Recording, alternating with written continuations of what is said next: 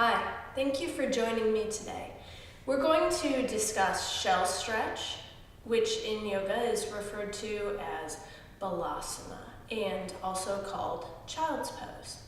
So to get into this position, we're going to come up onto our hands and knees. Let's start with Balasana, child's pose.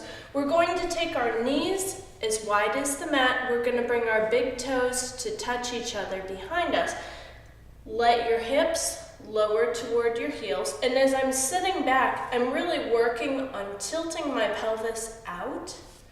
And then I'm going to lower down, keeping my pelvis back and rotated out.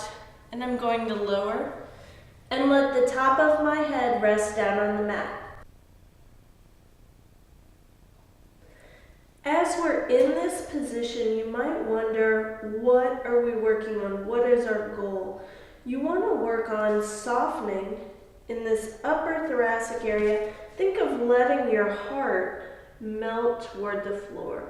That's what we want to work on. We've got our forward bend here, so we've got this pelvis rotated out to a neutral position as opposed to tucked under, which causes a curve here in the low back, in the lumbar. So we want to have that pelvis out, lumbar is in neutral, and then as we're here, we just let the heart soften toward the floor.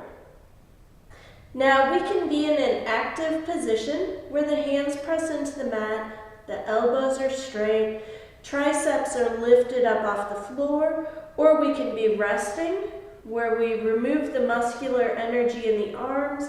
We could even bring the arms down by our sides. Okay?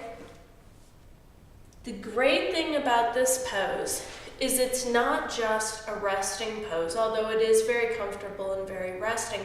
It's also a forward bend. We really get to work on that rotation of the pelvis as we come forward, really sinking into the hips, getting into the hip joints as we lower forward for a good stretch. So this is an excellent forward bend if you have any sorts of limitations. We did this before shell stretch because I wanted to show you this pose. Child's pose is a pose that Joseph Pilates borrowed from the yoga repertoire, and then he adapted it to make his own. And shell stretch is what child's pose is commonly called in Pilates.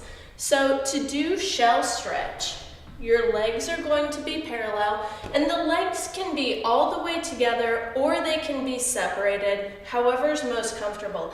Now for a lot of people, it is not going to be really comfortable to have your legs close together because as you reach, your back is possibly going to be tight, and that tightness is going to get in the way of you going anywhere.